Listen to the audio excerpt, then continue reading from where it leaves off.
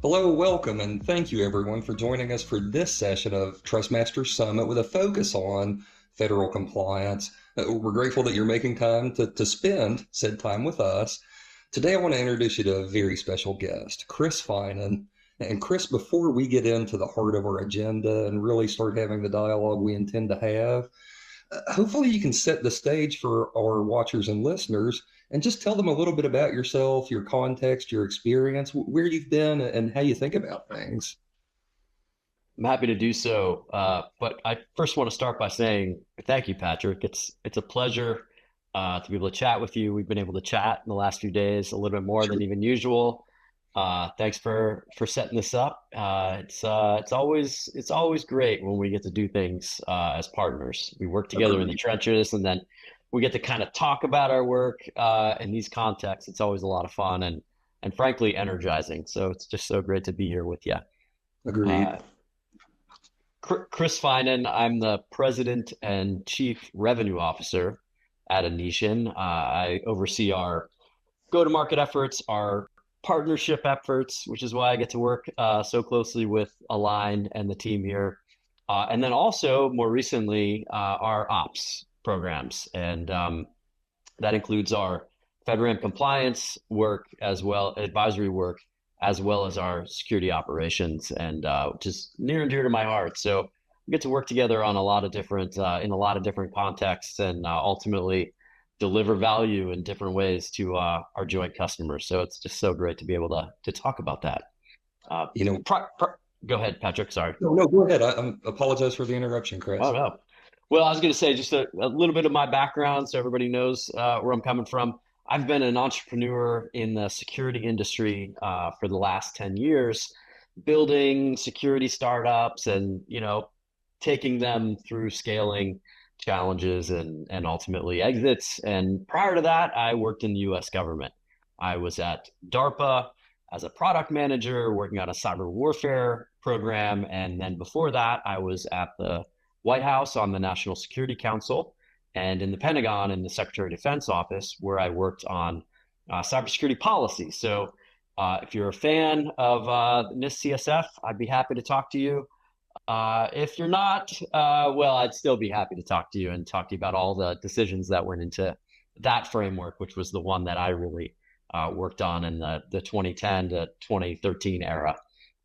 But it's so cool to see a lot of those seedlings of policy ideas grow up and germinate, and now through several iterations of course, the CSF and other RMFs, and then of course FedRAMP and CMMC and all of the fun things that are coming down the pike. But that's my arc, my career arc in The a career. nutshell. So a little time in the government and now time on the commercial sector, and I think what I love about our work together is helping customers to go and work with the federal government to span those two worlds, which I think is not just great for the country, but it's great for everybody here in this audience that's thinking about moving into federal or expanding their work in the federal or even the state vertical. And Chris, as I was going to interrupt you earlier, it was to address your comment about really creating value and partnership for that matter. The ISACA has a couple of different definitions that they float around via COBIT, the first of which is governance. They say, governance is really a value creation process wherein we shoot to create desired outcomes at an optimized risk and cost. And what I love about that is they very succinctly tell us how to create value without it being this squishy thing that no one can really get to. We desired outcomes at an optimized risk and cost. So what do we want? How do we optimize risk? And how do we optimize our costs in delivering on this thing that we say we want? The second definition they give us is that of partnership. And they say partnership is creating value via shared resources. Some of yours, some of mine, we get together, we've got a common goal, we work together, and we create value for everyone involved. And Chris, I'll say working with you, working with A-LIGN, I have never felt closer to really embodying that definition of partnership than we do together. And I love the fact that our shared customers have an opportunity to be another player, another participant in this partnership and create real value with their systems and what they're doing to serve their customers. So it's a great, great place to be. And we're very grateful for you for what it's worth. I love that. I love that framing. It just resonates with me because, we have this sort of shorthand, right, for our partnership and how we think about maturing it, which is this notion of better together. Better And I together. think, and I think one of the things that really makes that work is both organizations kind of have a culture of action oriented, focused on driving Yes. outcomes through value and deliverables, right? It's like, Yes. hey, we're always kind of looking to optimize the process in service of higher value, more efficient outcomes, because I think, everybody here recognizes that everything that we do is ultimately about that customer. It's about that Yes. end user, right? It's about the person who owns this really tough compliance project where they just feel like it's daunting. It's We're there to, overwhelming.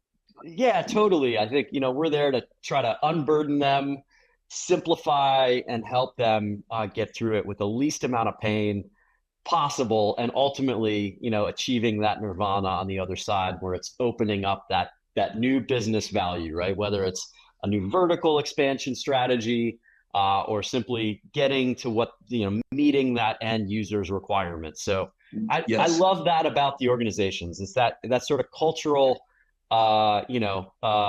symbiosis, right? That you just kind of sense, and it's embodied by that better together notion. And better together. There's no better way to put it, quite frankly. Now, Chris, that said, as we do think about being better together, and we think in terms of the current state of AI, there are clearly areas that we have an opportunity to aid and assist those who are currently in the market serving the government or government contractors, or who are considering taking steps toward that direction. Before we talk about how we can serve and how we can partner to create value in those cases, we see today some things going on, some current themes as it relates to AI adoption, particularly in the federal space. First and foremost, that there's a huge uptick, that the speed with which organizations are taking on AI and developing new AI services continues to increase day over day. I don't know if you have a perspective on this, what your thoughts are. You know, I've been reading a lot on this, and I think it really comes down to, we're almost at this fascinating societal inflection point Yes. of the potential and power of AI, and being able to realize some of that, good and bad, with implications, of course, across society, across our businesses. It's probably one of the most powerful horizontals, since the dawn of the industrial age, in terms of its disruptive ability, good and bad, for our business models, our operational models. And I think what gives me great hope is, at least, by their rhetoric, it seems like there's broad recognition in the US government, by policymakers, by agency leads, of the need to, both adopt and, harness this technology, and, at least, based on what they're saying, and adopt the principle of do no harm, which I really hope remains the case, because Democratic oath, uh, yes. and they're also, I think, and the reason it seems like this realization seems to be taking root is, I think they're looking geopolitically at, foreign states who are trying to develop their own AI systems, and they recognize that, we're in a bit of an arms race, right, as a society, to not necessarily weaponize AI, but figure out how to use it to better society and further, all aspects of the nation and the sort of Western spheres, elements of power, right? Whether it's military power, right, intelligence, or whether it's, day-to-day federal agencies and how they deliver services, like your local university hospital. So it seems like we're at a incredible inflection point, and there does seem to be Of course, a lot of hype, but also a lot of reality of people trying to figure out how to operationalize it. And to me, that's really exciting for us because it definitely has disruptive abilities in our industry, and also the opportunity to really drive new demand for our products and services, collectively here across this our audience today. What's so interesting in the public space, I totally agree. There does seem to be what feels very much like an arms race. Who can grow the quickest, who can grow the biggest, who can do the most with the least amount of resources. So leverage becomes part of the conversation. In the private space, however, there's still a race, but it's much more so a trust race. And that is who can offer assurance to the customers in their supply chain or to the vendors in their supply chain, to everyone in the value chain for private industry. The pressure is really on today, at least from my perspective, to offer trust and assurance. And that is just so difficult to do with so little external guidance today. But we are going to talk about a couple of different frameworks that organizations are commonly using to offer some of this trust and assurance. But I think a lot of work still needs to be done, Chris, at least from my perspective.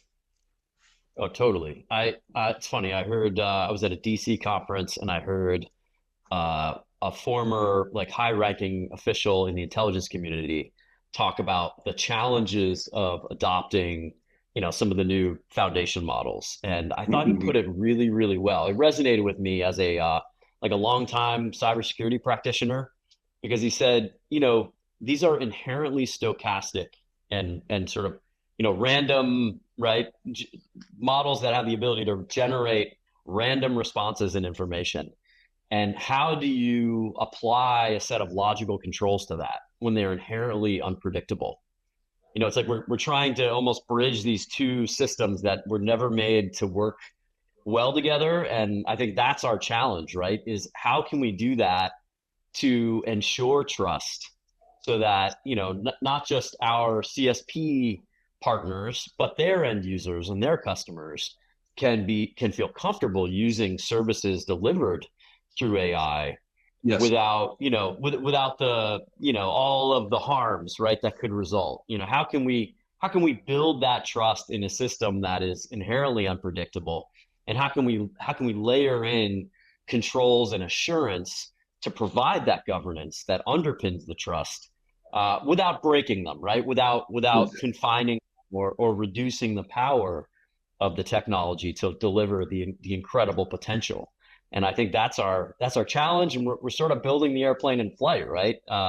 Just every opportunity, right, that a new framework comes out is figuring out how to operationalize it.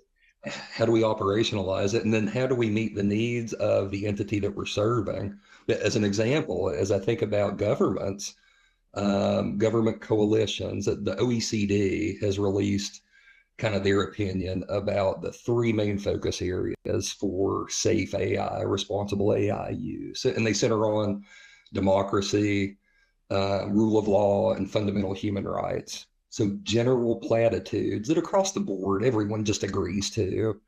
In private industry, however, we see a different triumvirate, if you will, a different triplet, in that in private industry, the biggest concerns are privacy, explainability, and bias. I mean, we really have to be able to crack the nut, if you will, about how we address those things for our customers and those, again, in our value chain.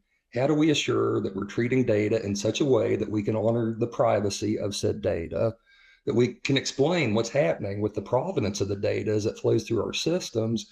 And then how do we assure that we're not creating fundamentally biased outputs when we are working with decision-making systems? These are things that are really just up in the air right now, for lack of better words. Totally agree. I think the good news is that the principles behind them are clear, or at least we have some consensus on what those are. How Absolutely. you do it, I think, is still a work in progress. Although, clearly, I think your work with 42001, I'm sure we'll get into some of that, and how you all A-LIGN has really been a pioneer in identifying ways of measuring trust and helping deliver some of that assurance in the governance model. To me, I think much more so than previous new technology paradigms. And I was sort of at the dawn of a lot of the really hard cybersecurity policy challenges that the government was grappling with. I do feel like we're learning from those as an industry. And at least, now we're grappling with new technology. It's very disruptive, but at least we're adhering to some of those really critical first principles and not losing sight of them. Not Yes. that it's going to be easy to figure out, but it does seem like we at least have good consensus on what those first principles are. And to your point, Chris, making first principles practical. And before we move on to talk about some of the frameworks, something that I've been struggling with personally is that we do see, to your point, first principles, these ideals that are really inarguable, that they just make sense and they should be employed, they should be the goals, but we don't have a good way to ensure adoption from the base level to ensure that everyone through these value chains is actually participating in a meaningful way. It's one thing to say that you should ensure fundamental human rights. It's an entirely different thing to say you as a solopreneur should do these three things to ensure that you're playing your role in the chain. This is how you can be successful in helping ensure we reach the goal.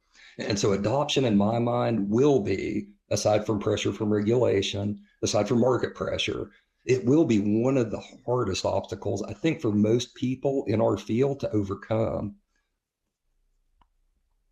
Well, I think that the thing that we have going for us is anytime we can get consensus sort of organically as practitioners Yes. of what are these best practices. Yeah, sure, there's the standard, but what are the best practices? And I think as an industry, when we can begin to define those ahead of the regulators, that's when we reach the best outcomes, right? Yes. The most practical and, again, value-based outcomes. To me, that's always the right way to approach hard problems like this. And again, it does seem like as an industry, we're a little ahead of the technology is moving quickly, but I would have never predicted that we would generate this much consensus, at least on the problem statements, as Yes. we have today, right? And I'm not saying that anything is solved by any means, but I think at least we understand some of the governance challenges, and we're beginning to understand and develop practical approaches in how do you measure risk? How do we measure and assess risk for this in a way that, again, is going to adhere to those principles? So I Yes. do find that I have great optimism, at least so far, in the progress that's been made to date. And Chris, as far as making it practical goes, we do have some solid examples. As an example, using FedRAMP authorization as a guide, and even state ramp for that matter, solid examples of where virtues have been espoused and supported by a solid framework. In this case, NIST SP 853, I think, has fed and directed both FedRAMP and state ramp authorization and what needs to be done there. As a leader in an organization like a nation, how do you help organizations make sense of the obligations that they're taking on to earn these authorizations in a practical way? How do you help leaders connect the dots to ensure that they're connecting this thing that is squishy with something very real and practical that they can push forward and measure empirically to see if they are making progress or if they're not? Yeah, it's such a great question because I think ultimately what you just hit on is the most critical business decision that we can help inform. And it always comes back to that, right? We all have requirements that we're trying to meet, but is this in the interest of the business? And is this strategically the right move to go in and address this framework? And I think the first thing that I always try to start with is, hey, let's be really intentional about why we're doing this and what we want to achieve as our outcome. It always Yeah. starts there with any project, especially ones that can be as daunting as this. And then I really try to get to, hey, what are the foundational elements of risk that we're trying to solve for here? And where are those foundational elements in your enterprise, right, in your product, and what have you done so far as part of your overall risk management strategy to drive down that risk. Because it's always easier to ride a horse in the direction it's already going. It's Right? going. We Yes. want to, yeah, we want to, and again, harness. I think one of the most important things that we do when we partner is our philosophy is we want to unburden that ops team, that compliance team, right? We want to look for ways of meeting them where they already are and not disrupting their workflows, right? Not disrupting their architecture, but complementing it. And so we always want to start with an understanding of, okay, what's your risk management, what's your cybersecurity program today? How are you implementing these controls? Because as a matter of best practice, your application will have existing controls. Now, they may not meet the 853 best practices, right, or control standards, but now we can talk about how to bridge that gap in the most efficient way possible, in the least disruptive way. But we always want to really have an understanding of that baseline, because that foundation gives us an opportunity to look for ways of driving harmonization. And, Patrick, you and I have talked about this, but that to me really is not just the core philosophical underpinning of what we do, but to No. me, one of the most important ways of how we deliver value operationally. And it also, to me, is the great promise of AI and how we, at least at A-LIGN, are beginning to apply it, which is to take the work that has already been done. If you've already been working on FedRAMP, how can we now take your FedRAMP control documentation and articulate it as CMMC practices? Yes. How can, I want, and again, this kind of comes back to our Better Together story. We Yeah. want to look for those opportunities to leverage the work that has already been done, the controls that are already in place, because very often it's a translation problem. Sure, there might be operational work to address some gaps or differences in the frameworks, but if we can be very intentional about it with that translation, we can take that foundation and harmonize it, and then very quickly level up or fill in gaps as needed, rather than treat every new framework as an entirely new exercise. And that's Yes. both in terms of control implementation, evidencing, and finally, documenting that evidence.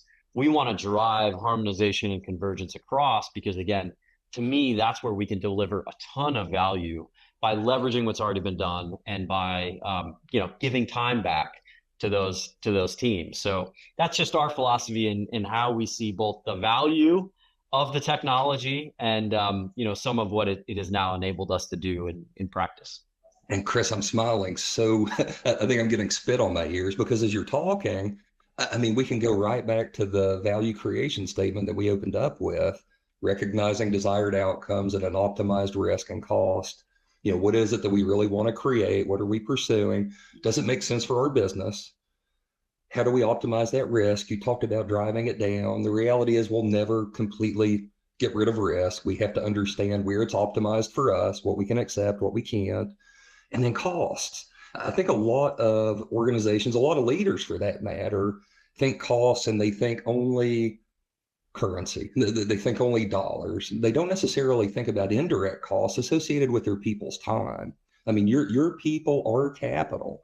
And so we have to be very, very wise with where we're asking them to spend their time, which is where this harmonization, Chris, I think becomes so critical. So you and how you approach these relationships are ensuring that you're creating value, which is just phenomenal. But dude, I'll say this, I think about that partnership definition, creating value via shared resources. I do believe it takes a special mindset, a special leader like you that's willing to spend the time to really understand what it is that the organization that you're partnering with truly wants to create, without coming in with a prescribed method, with a template that you try to slap on everyone. Because in my experience, those can work, but they very seldom work as well as they can, if that makes sense. Oh, totally makes sense. And I think it starts with if you have a shared experience as an operator, right, in an operational organization, you recognize how hard these problems are operationally. And Yes. I think it helps to have that shared understanding when you're thinking about things like, hey, how can we make it easy, right, on our end user, on our partners who we're, it's not, hey, do it my way, follow this checklist. It's, hey, No. let's really understand how you're solving for these problems today, because we want to bring the most flexible possible solution in to help you identify, understand, drive closure of those gaps, at least, and go as far to address that residual risk as we possibly can and practically can, Yes. where we're making those intentional trade-offs. But most importantly, we're meeting you and the organization where they are. We're not asking you to adopt some, what's best for us. We're trying to create a solution that's best for you and your requirements. And again, I think when you have that background, solving those operational problems, it helps to come in with that empathy, because you recognize how hard this is. So, that's just the approach that we take, and Yeah. we really architect to try to meet that end user where they are. And then, Chris, I don't know if you struggle with this today. As I think about the NIST AI risk management framework, as you and I have talked offline, I've really spent a lot of time investing in ISO 42001, which is ISO's recently published standard for AI. It's a standard for creating an AI management system, but really and truly, it's a governance standard. I'll defend that as long as I possibly can. But as I do meet with business leaders, I find at times AI is being employed because AI exists. There might not necessarily be a great business case. We might be doing things with AI just because we can, not because we need to. I don't know if that's a shared experience that you have. And if so, how do we help those leaders understand that we still have to think holistically about what value this technology is bringing our business? And we have to holistically employ controls that make sense in the rest of the context of our organization.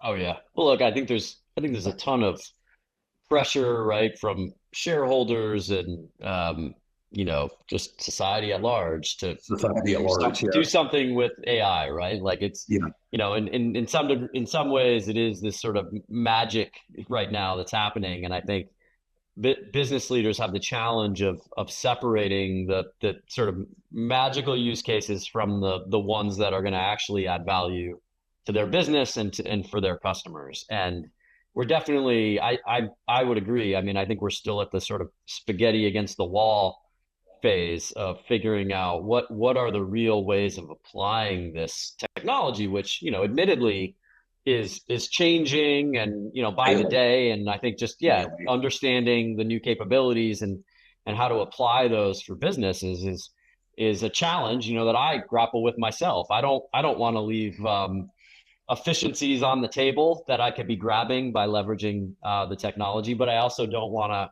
be distracted and pursue things that are, taking me to a dead end, or worse. And so I think, one thing that you said, Patrick, that I really agree with is, I think some value in these frameworks is they sharpen our ability to, or the need to really articulate, in service of what, right? That core governance question that you Yes. need to be able to answer, right? To structure not just the models, but the risk management around it, to ensure that, hey, we are leveraging and harnessing this technology in a way that is best for our business, and that, the regulators are going to agree with, right? And is ultimately ensuring trust for of the data, and I think that's something that we maybe assume, but is worth stating, which is like AI. It's a technology, right? It's a hammer, and That's it's all it is. only as good. It's only as good as the data that you use to drive it. And Yeah. ultimately, that data is PII, right? It's valuable proprietary information, and maybe something that your customers have elected to share with you, and entrust you with. And so, um, how can we ensure we're protecting the value of that data while also leveraging it to its fullest extent by taking advantage of the new technology? And I think those are the challenges as we work through this spaghetti against the wall face of things to get to those real use cases. And Chris, that's what I love so much about ISO 42001, and for that matter, any ISO management system standard. So ISO's formalized what they call their high level structure. So they have a number of clauses, 4 through 10, clauses 4 through 10 of every ISO management system are effectively the same. And those clauses require organizations to think through what they're actually doing. Clause number 4 for every ISO management system standard, 42001 included, is a requirement to define the context of the organization. So before you can go any further and look at any cool technical stuff, before you can do any of the really fun stuff that people like to talk about with their controls, you have to stop and clearly articulate what your organization does, how these tools and technologies that you're evaluating, in this case AI, support your business, support your mission, support your people doing what they do and becoming who they need to become, so that you set the context that everything else is derived from. I can do a risk assessment, that's great, but if it's done out of context, it's almost absolutely worthless. I can do an impact assessment, but done out of context, what am I really doing here? And so ISO has really done an incredible job of ensuring that they provide almost a guide, if you will, through the management system framework to ensure that organizations think about governing. Governing is really just 3 different processes: evaluate, direct, and monitor. Evaluate against a known good standard, direct or set priorities about what needs to be done next, and then monitor to be sure that people are doing what they need to be doing to ensure that you're continuing to create value for your stakeholders. That's it. And through 42001, we see a very, very clean template to ensure that those things are done, which just, it's amazing to me. And I believe that NIST is really looking to do some similar things with the NIST AI risk management framework. You know, you and I talked about CSF, and it's great to hear that you actually had a hand in ensuring that we do have CSF. I think that's phenomenal. But I don't know if you have any thoughts on that. I feel like maybe I rambled just a little bit there, Chris. No, that was a wonderful precursor, because I think what really stood out to me in that example was, first of all, I think A-LIGN's work with 4201, and the clarity that you have been able to get to by now having opportunities to really dig in and practice and apply the framework. Very proud. I absolutely. I mean, just seeing the evolution of this and how quickly you've been able to get to that clarity. I think, to me, because now, again, organically as an industry, we're starting to see that clarity because of exactly this kind of work.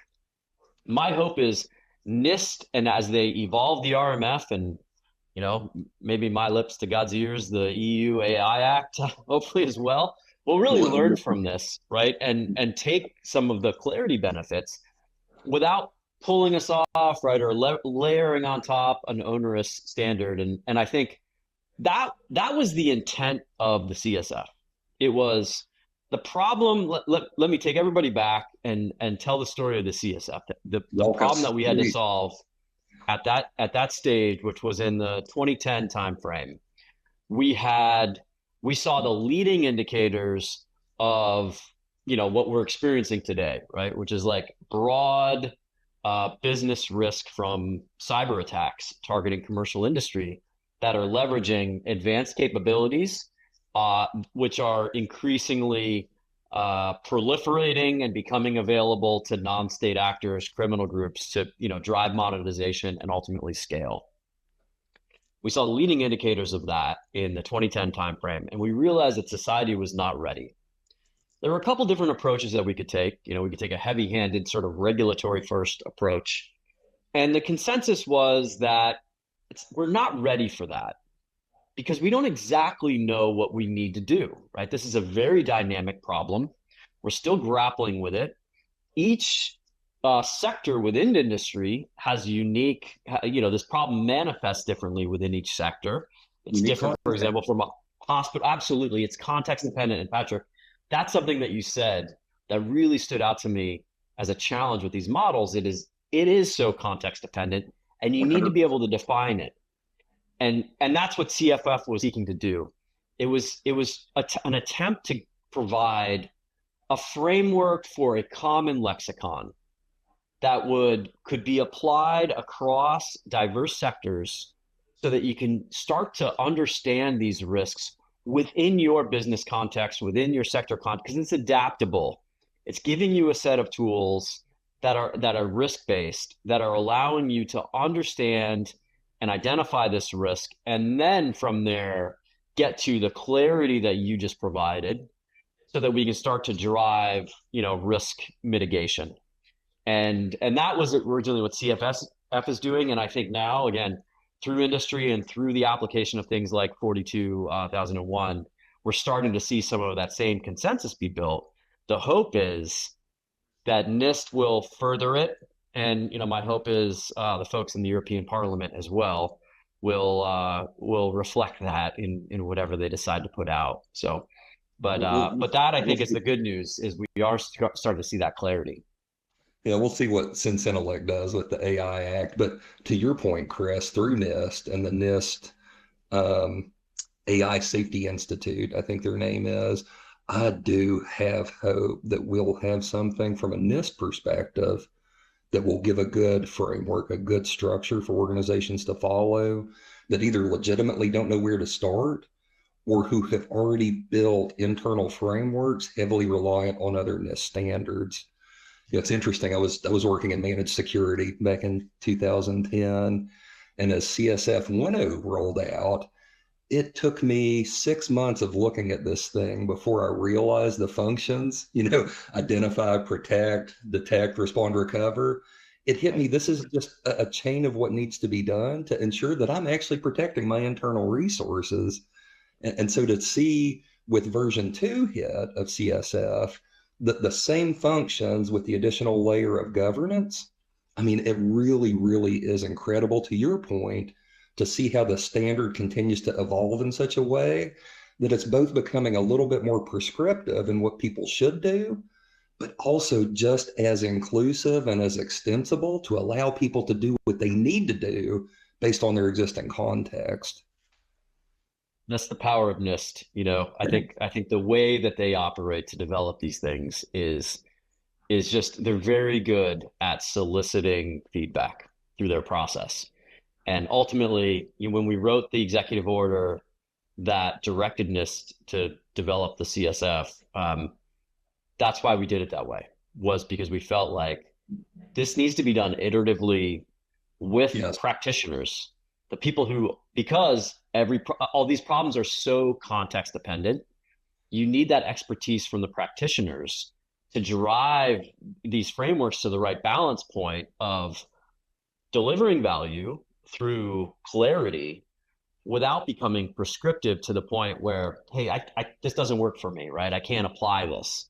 And Right. so getting that functional framing right, and then getting enough detail without, and keeping it risk based, right? I think that's the other virtue that NIST did. And like you said, leveraging those underlying frameworks like 853, right, to these 171 anytime we can, as those underpinnings, because they're just so widely understood and applied.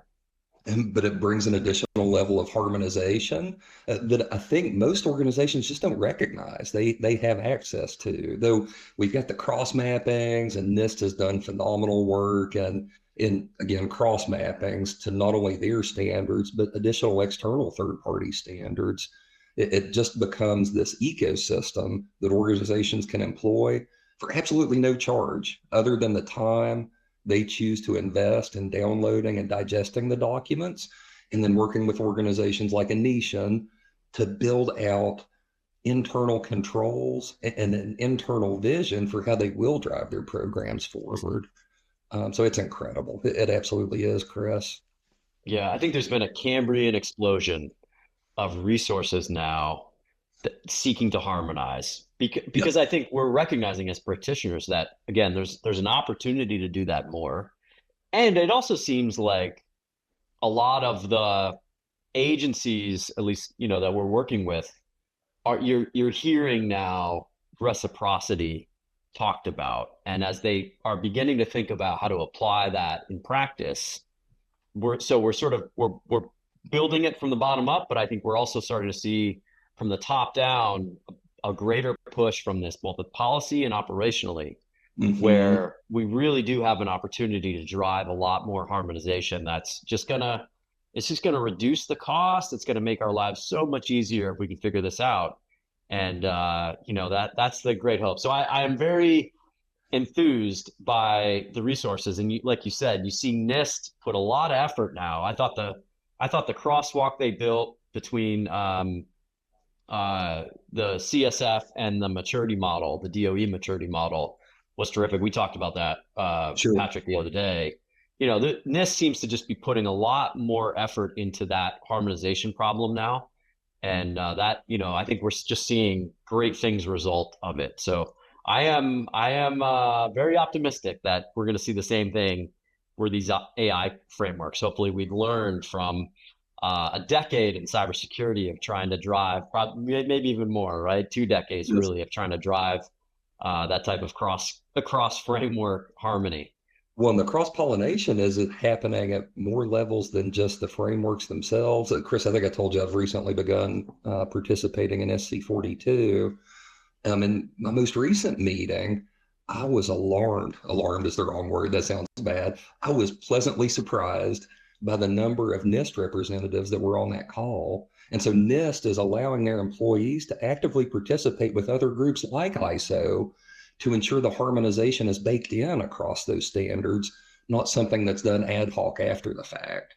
To that end, for users that are listening, NIST has created a NIST AI RMF to ISO 42001 mapping that's phenomenal, in the works. I don't think it's been released yet. There's a There's a mapping draft. between, Yep. there's a draft.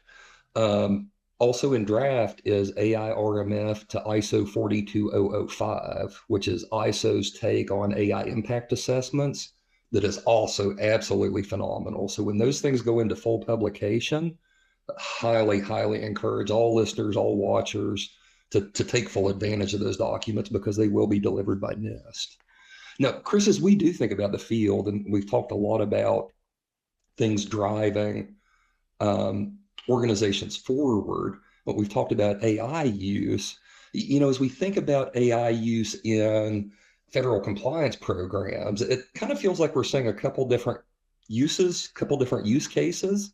Right. One specifically to get people ready for compliance, and one for kind of this ongoing continuous monitoring of compliance status against a certain framework. I don't know if you have an opinion to offer here or guidance. Well, yeah, it's funny. I just had a conversation about this, and I, you're right. You're exactly right. That's the perfect framing, which is two sets of use cases are emerging. One is in the readiness, and that's both in terms of uh, we're seeing a little bit in terms of gap assessment. We do a little bit of that today, but I think the real promise is in driving gap closure that is context dependent, right? Got it. Things like, starting to have a much more context sensitive remediation guidance and things, and being able to automate a lot of that through workflows. We see an ability to do that through things like analyzing the environment, identifying remediation best practices, then translating that with AI into infrastructure as code. Now, Yes. we haven't quite taken the human fully out of the loop, but the human is on the loop now and able to see a lot of that and measure to ensure correctness and make sure those AI models haven't given us something wacky. So that's one exciting area, and AI is just a phenomenally good translating engine. And so again, if I need to translate a SOC 2, right, or a FedRAMP piece of documentation into something that say works for CMMC practice, I can quickly extract the relevant information and then articulate it against an understood template because we've trained that model on a lot of these things. So that's in terms of readiness. We're beginning to see a lot of the benefits of our R&D in AI over the years and being able to apply them to some of these readiness friction points And ultimately, again, what do we think about? We think about driving outcomes. So our North Sure. Star internally in Anishan is, how can we get them ready to hand over to an A-LIGN assessor more efficiently and with lower risk? Today that can take months. At some point in the near future, I want to say that we've gotten that down to weeks because we've been able to automate some of the, at least the low value things. I think there's always going to be an opportunity for that human. And that's why we really keep our experts, what we call on the loop. We Yes. don't, we maybe take them out of the loop, but we have them on top of the loop because now they are able to think more strategically about how to add value, right? That could be with advisory. That could be saying, wait a minute, no, that isn't quite right. Like I see an easier way to apply this practice. And so that's on the readiness side. Now, similarly, if you can only move as quickly as you can validate correctness. And not only do we have that problem in getting ready and helping our CSP partners get ready for that audit and hand over with the right evidence and documentation ready for the assessor. Also, then we have that on the federal government side, and that's where I am very encouraged by some of the personnel changes in the federal PMO, how they're really now seeking to bring in much more technical workforce there who can understand how to leverage schemas like OSCAL to create more machine readable information exchanges. And so, everything that we're doing with AI, we are applying to an OSCAL schema so that, in the hopes of when the federal government is ready to roll that out, we are able to leverage, programmatic standards to ensure documentation validation for correctness against controls. And certainly AI will be a part of what's driving that automation forward in the future. But it starts with, can we all start on the same sheet of music? Are we all using the same schemas to talk? And then once we have that, can we leverage this data set to build meaningful validation engines that can really start to drive workflow efficiency? I think we're very close to seeing some real operational opportunity to apply that with the government. So we're racing here on the industry side to have those systems in place so that when the government turns them on, not only are we good today, but we can even take some of the legacy documentation and apply it into that new system. And Chris, you just mentioned another, probably less talked about NIST standard, which is OSCAL. Earlier, that you didn't say garbage in, garbage out, but you alluded to the fact that AI is only as good as the data that we feed it. I've seen these memes of a slide and bad data, or a slide being AI and a slide being bad data, and at the bottom it's just bad AI.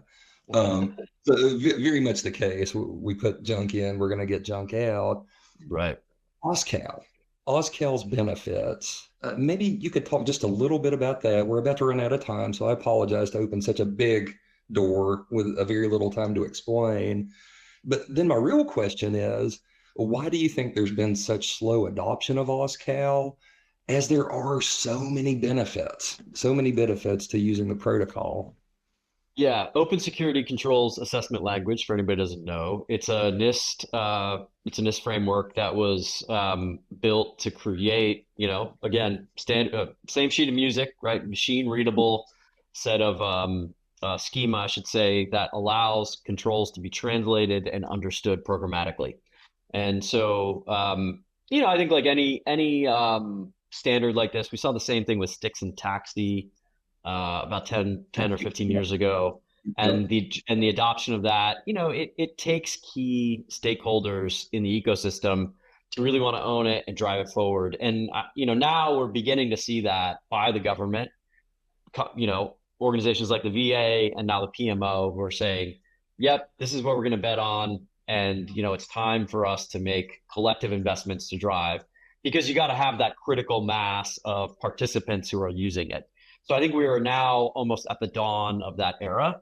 And I'm very excited because I think it's going to unlock a lot of speed, and it will create a common data plane that now allows us to validate for correctness that data, and should now begin to drive a lot more innovation in automation that leverages that data.